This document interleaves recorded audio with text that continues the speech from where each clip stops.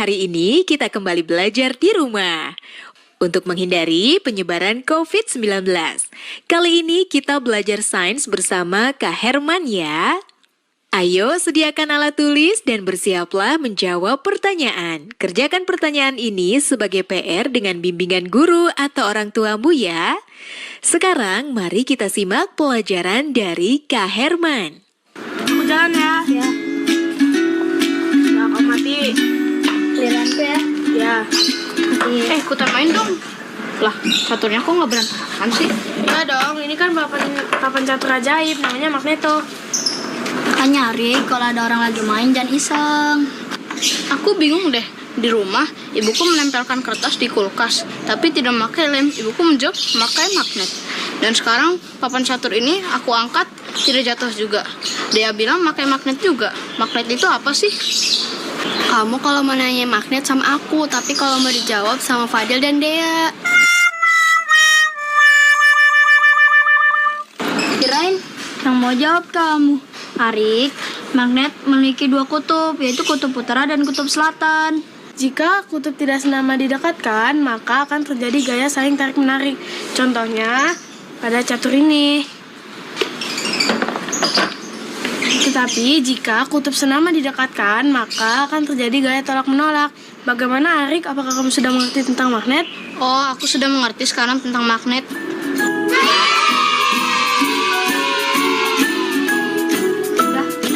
Jalan lagi ya. Halo Sobat X Science, senang sekali Kak Herman dapat berjumpa kembali dalam program kesayangan kita, X Science, Eksplorasi Sains. Sobat X Science, jika sebuah magnet kita potong terus-menerus, maka kita akan mendapatkan magnet-magnet kecil. Magnet-magnet kecil ini disebut sebagai magnet elementer, alias magnet domain, yang memiliki sifat dapat menarik beberapa benda. Tapi ada juga loh benda-benda yang tidak dapat ditarik oleh magnet. Nah sekarang mari kita perhatikan perbedaan berikut ini. Magnet bisa menarik paku dan klip kertas. Namun magnet tidak dapat menarik sendok plastik dan ranting. Paku dan klip kertas termasuk benda magnetis, sedangkan sendok plastik termasuk benda non-magnetis. Jadi, apa kesimpulannya? Kesimpulannya adalah, benda magnetis adalah benda-benda yang dapat ditarik oleh magnet, sedangkan benda non-magnetis adalah benda-benda yang tidak dapat ditarik oleh magnet. Jadi begitu sobat. Sobat X Science, sekarang kita simak apa saja sih sifat-sifat magnet itu. Yang pertama, magnet menarik benda magnetis. Benda yang dapat ditarik oleh magnet disebut benda magnetis. Contohnya seperti paku, peniti, penjepit kertas. Sebaliknya, benda yang tidak dapat ditarik oleh magnet disebut benda non-magnetis, seperti kayu, kertas, dan batu.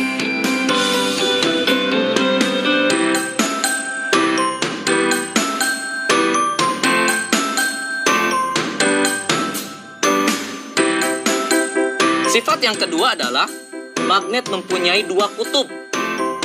Biasanya disebut kutub utara dan kutub selatan. Jika kita mendekatkan kutub-kutub yang senama, maka magnet tersebut akan saling tolak-menolak.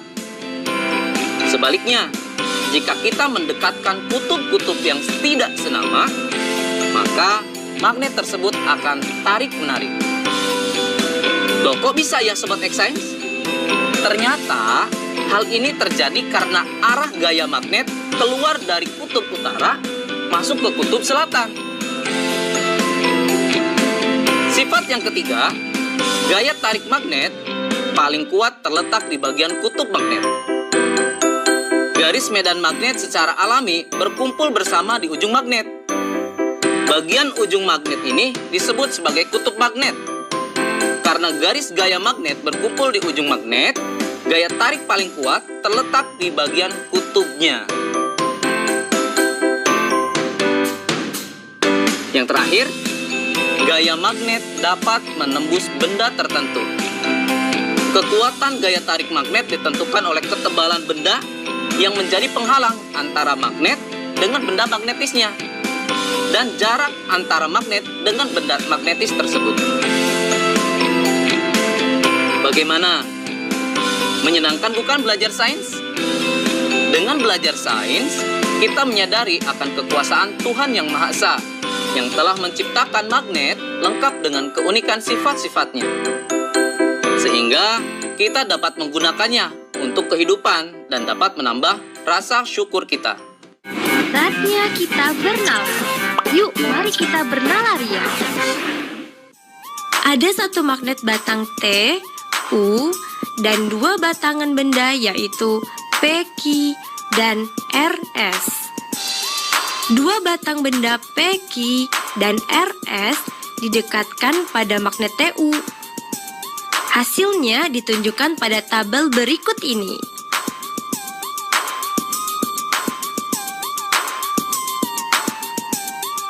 Apa yang dapat kamu simpulkan mengenai dua batang benda P, Q, dan RS tersebut? Coba jelaskan.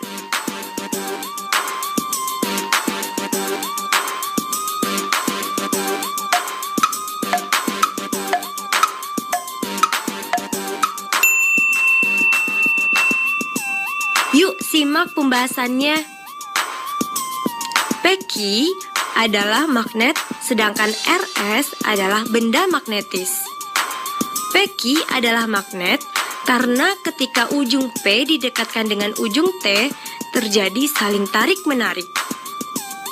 Sementara ketika ujung P didekatkan dengan ujung U, terjadi saling tolak-menolak. Begitupun ketika ujung Q didekatkan dengan ujung T, terjadi saling tolak-menolak. Sementara ketika ujung Q didekatkan dengan ujung U, saling tarik-menarik. RS adalah benda magnetis karena ketika semua ujung batang didekatkan ke ujung magnet TU, terjadi saling tarik-menarik.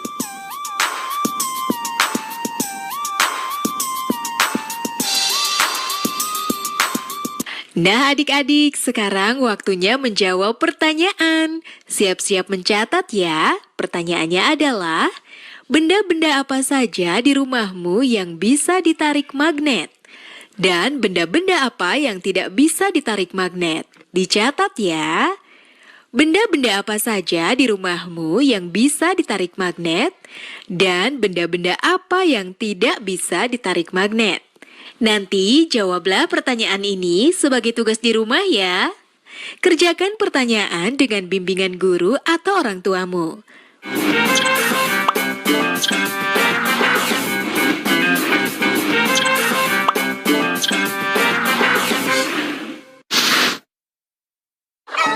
Tak kerasa tahun. Halo Sobat X-Science, siapa di sini yang tidak tahu kereta api? Pasti udah pada tahu kan? Kereta api masih memanfaatkan roda dengan rel sebagai lintasannya. Sehingga ketika kereta api melintas pasti akan menimbulkan kebisingan. Tapi apa jadinya ya jika laju pergerakan kereta api ini dipadukan dengan aplikasi dari sifat-sifat magnet? Apakah mungkin manfaat dan sifat-sifat magnet dan kereta api dapat disatukan? Bakal jadi apa ya? Penasaran kan? Yuk mari kita simak penjelasan narasumber berikut. Halo Sobat X-Science, kembali lagi dalam program kesayangan kita, X-Science, Eksplorasi Sains. Sobat X-Science, kalian tahu nggak sih apa itu kereta maglev? Dalam bahasa Indonesia, kereta maglev disebut dengan kereta levitasi magnetik, atau sering juga disebut dengan kereta magnet. Seperti namanya, prinsip dari kereta magnet ini memanfaatkan gaya magnet untuk mengangkat kereta sampai mengambang alias melayang dan tidak menyentuh rel, sehingga gaya gesek dapat dikurangi. Selain itu, kereta ini juga memanfaatkan magnet sebagai kekuatan pendorongnya. Dengan kecilnya gaya gesek dan besarnya gaya dorong, kereta ini mampu melaju dengan kecepatan sampai 600 km per jam. Jauh lebih cepat dari kereta biasanya. Luar biasa ya kekuatan magnet jika dimanfaatkan pada kereta. Nah, sekarang bagaimana jika diterapkan pada bidang yang lain ya? Saatnya kita seru-seruan bereksperimen dengan menggunakan magnet, yaitu pensil melayang. Loh, kok bisa pensil melayang? Pasti penasaran bukan? Yuk kita mulai. Terima kasih Kak Herman. Alat dan bahan yang dibutuhkan pada eksperimen ini adalah sebagai berikut. Pensil, magnet berbentuk ring, karet alas. Langkah-langkahnya adalah sebagai berikut. Tempatkan 4 magnet berbentuk ring pada kasur karet. Upayakan kutub yang menghadap ke permukaan senama dengan kutub magnet yang dipasang nantinya pada pensil. Masukkan 2 ring magnet pada pensil.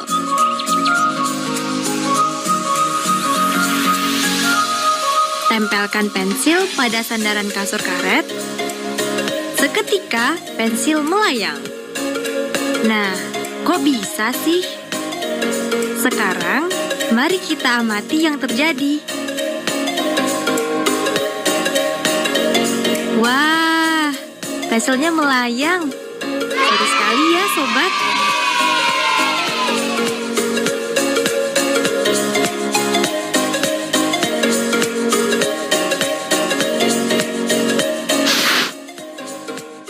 Adik-adik, tadi sudah melihat kan percobaan pensil melayang?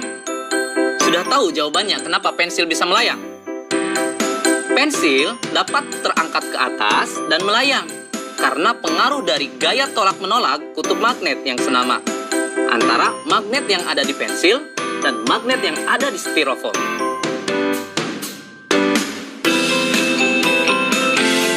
Nah, sekarang selamat mencoba di rumah ya. Sampai jumpa di eksplorasi sains berikutnya.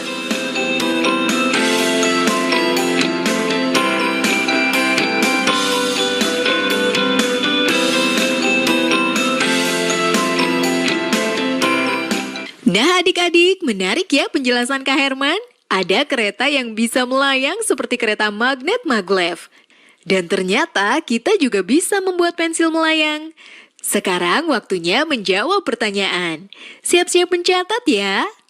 Pertanyaannya adalah, bagaimana kereta magnet maglev menggunakan gaya magnet? Dicatat ya, bagaimana kereta magnet maglev menggunakan gaya magnet? Nanti jawablah pertanyaan ini sebagai tugas di rumah ya. Kerjakan pertanyaan dengan bimbingan guru atau orang tuamu.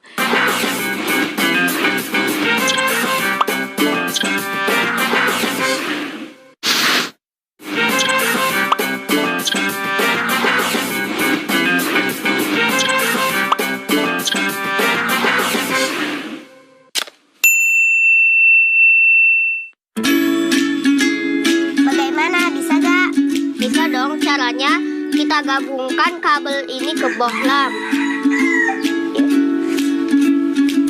Lalu kita hubungkan ujung kabel yang lain ke bawah baterai.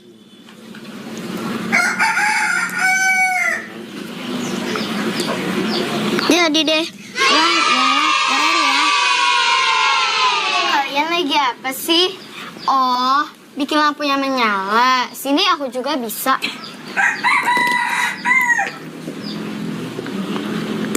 Lihat ya. Simsalabim, menyala. Lah, kok tidak menyala? Pantas kau lupa.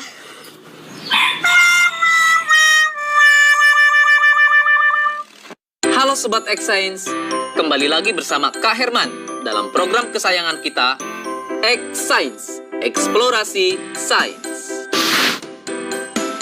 Sobat X-Science, tahu tidak kenapa bohlam bisa menyala ketika dihubungkan dengan baterai menggunakan kabel? Itu karena ada arus listrik yang mengalir. Nah, arus listrik itu mengalir dari kutub positif ke kutub negatif, atau dari tegangan yang lebih tinggi ke tegangan yang lebih rendah. Bagaimana ya dengan larutan? Bisa tidak menghantarkan listrik? Baik adik-adik, kita buktikan yuk dengan eksperimen.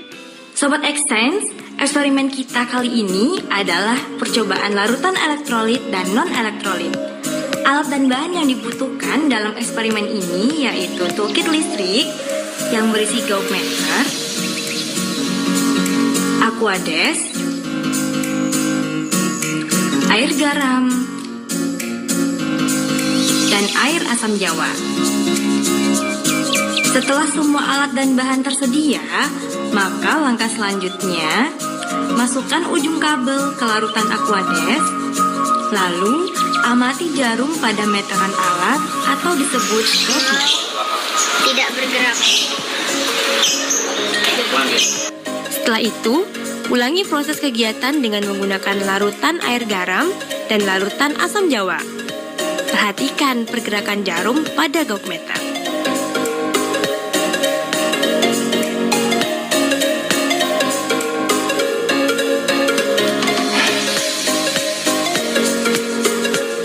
Isilah tabel berikut ini dengan memberi tanda checklist pada kolom yang sesuai.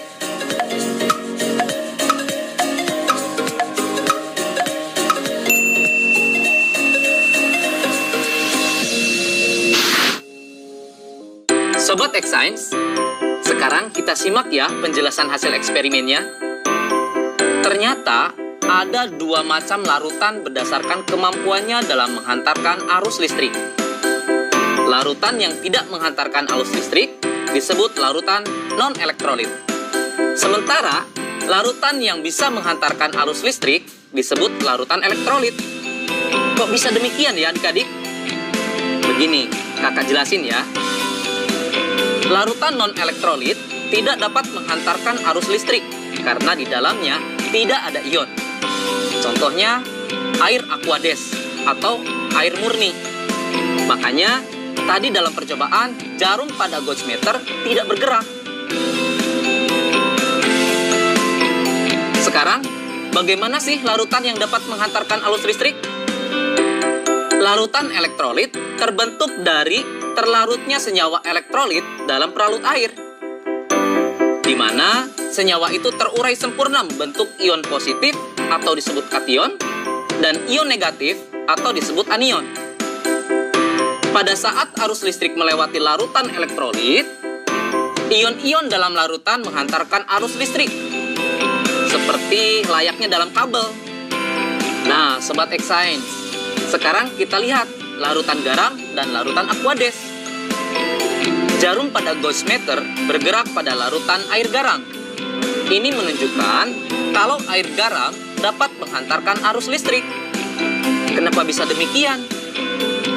Garam atau NaCl, ketika larut dalam air, garam tersebut akan terurai menjadi ion-ion, yaitu ion Na+ dan ion Cl-, yang kemudian mereka terurai, berpencar saat di dalam air. Begitu penjelasannya adik-adik. Menyenangkan bukan belajar sains? Nah adik-adik, dari tayangan tadi kita belajar kalau air garam dan air asam jawa bisa mengantarkan arus listrik. Sekarang waktunya menjawab pertanyaan. Siap-siap mencatat ya. Pertanyaannya adalah, kenapa air garam bisa mengantarkan arus listrik? Dicatat ya, kenapa air garam bisa mengantarkan arus listrik? Nanti jawablah pertanyaan ini sebagai tugas di rumah ya. Kerjakan pertanyaan dengan bimbingan guru atau orang tuamu. Sekarang adik-adik belajar di rumah aja bersama Kak Herman hanya di TVRI. Adik-adik ingat selalu untuk mencuci tangan dan menjaga kesehatan untuk mencegah penyebaran COVID-19. Sampai jumpa lagi.